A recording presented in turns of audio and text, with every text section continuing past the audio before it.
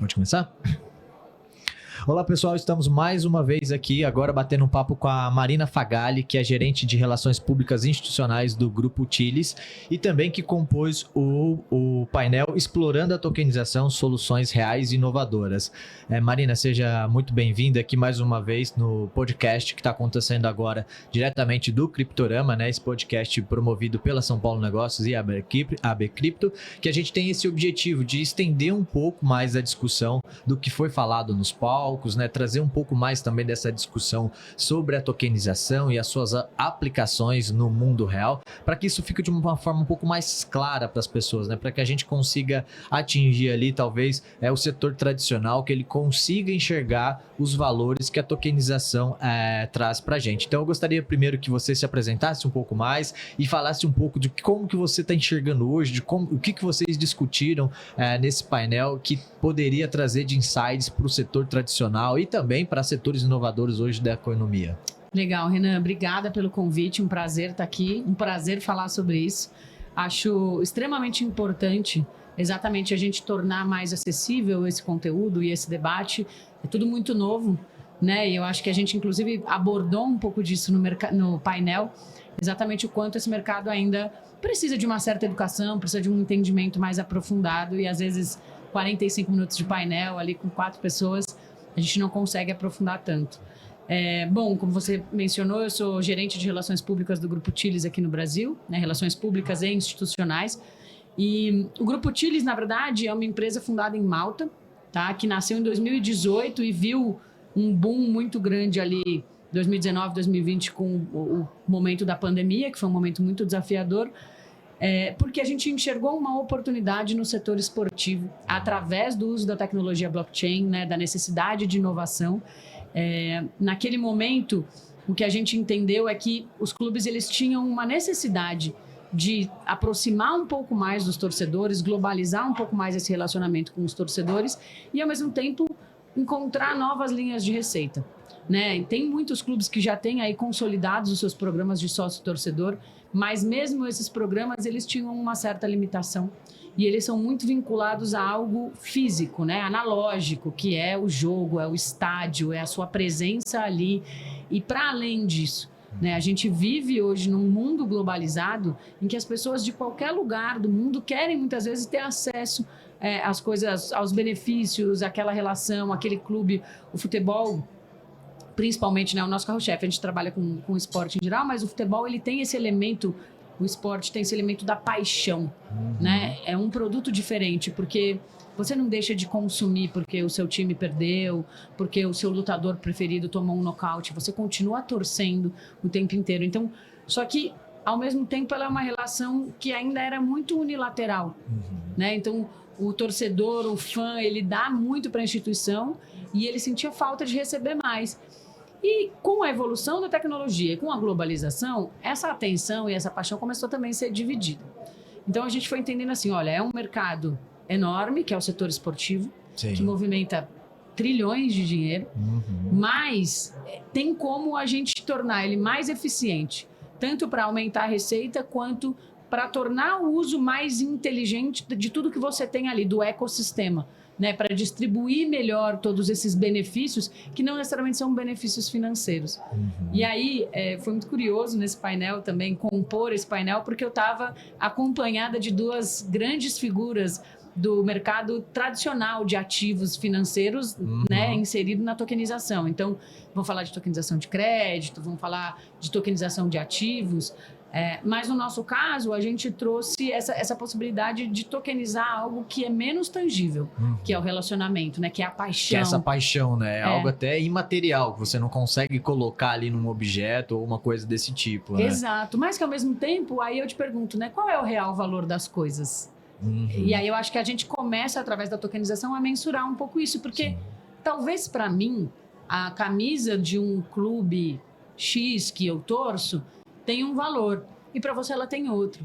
Quando eu trato isso numa mera transação monetária, não necessariamente eu estou equiparando o valor que essa coisa tem para mim.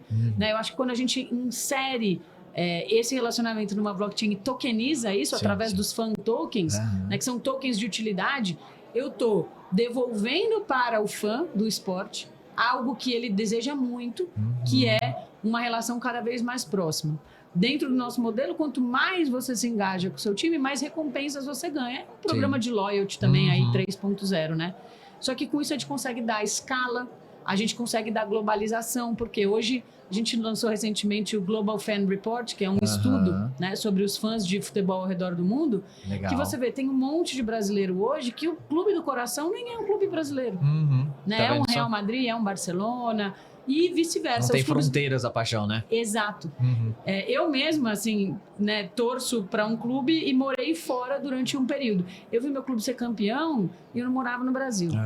E era muito difícil naquele momento, assim, não tinha muita transmissão, então tinha que achar um site que não era necessariamente... Como vai acompanhar, né? Exato. Como que vai ser esse processo, né? E além de tudo, era só o momento do jogo. Eu não tinha nada mais, acompanhar as notícias, mas não tinha como me relacionar com o meu time, né? Sim. Então eu entregava muito para ele, que era o tempo inteiro essa audiência, essa coisa, mas eu não recebia nada do meu clube, porque eu estava longe.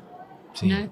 Então a gente tem encontrado maneiras, né? Eu digo que, não vou falar que a gente foi encontrando, a gente ainda está num processo de construção, de entender como mais que eu posso recompensar o torcedor. Se a gente entende que para a instituição esportiva o que ela tem de mais valioso é o torcedor, né? Quando você é um banco, você tem lá os seus ativos, né? Uma casa de crédito, ou mesmo ativos do mundo real, né? Você tem um imóvel, você tem um pedaço de terra.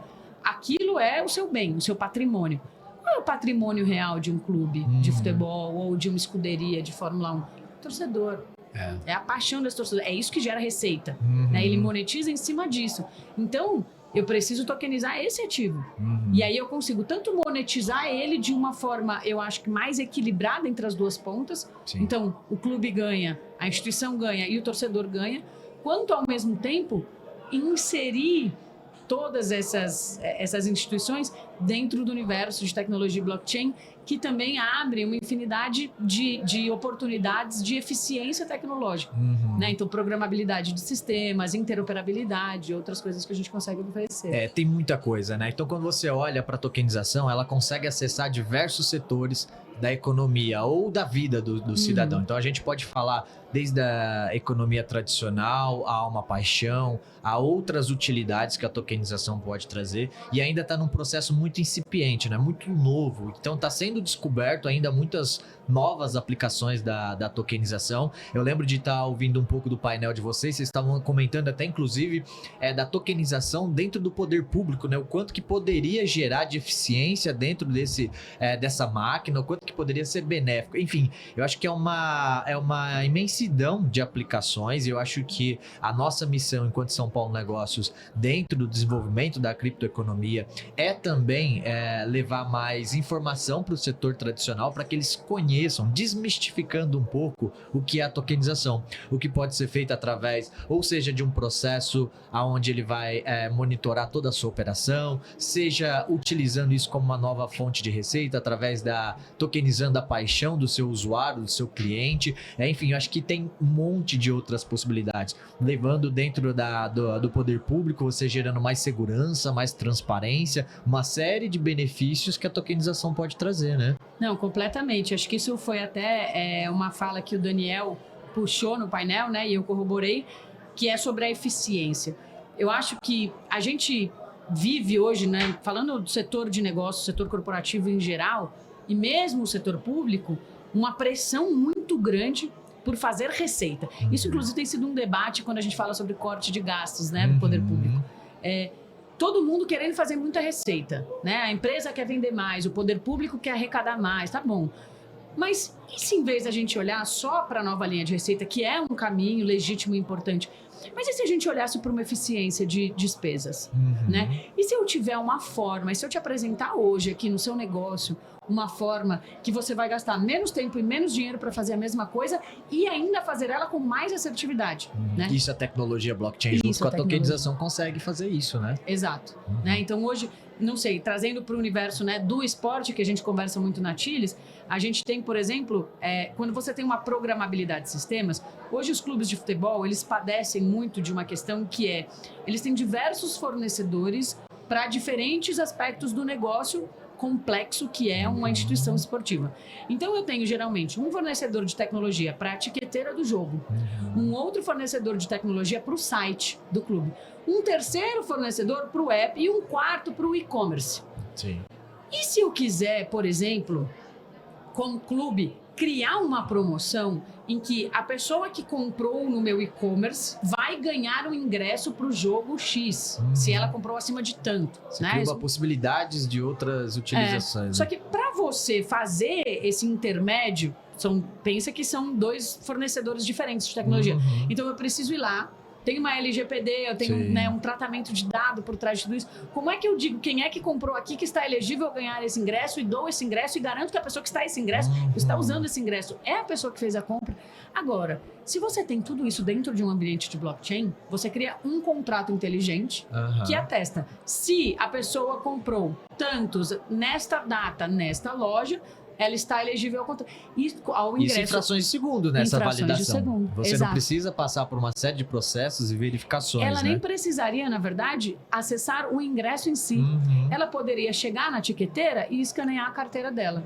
E já E tá aí, feito. naturalmente, a carteira ia ler a carteira dela, os tokens que ela tem, que ela comprou aquela, que ela fez aquela compra, pum, né? Então você tem mais eficiência e programabilidade. Eu acho que além de tudo, né, essa programabilidade, você saber como integrar e interoperar esses sistemas vai fazer muita diferença. Talvez esse seja o próximo desafio. Como você trazer essas discussões das aplicações, de como você aprofundar dentro dessas aplicações. Acho que talvez esse é um grande desafio do mercado no sentido de isso poderia abrir um leque de oportunidades, uma variedade de empresas e serviços que poderiam ser oferecidos para essas finalidades, né? Enfim, eu acho que se deixar também a gente discute o resto do dia, porque teria uma infinidade de aplicações que a gente poderia discutir. Então eu queria agradecer, Marina, a sua participação. Acho que foi muito enriquecedor.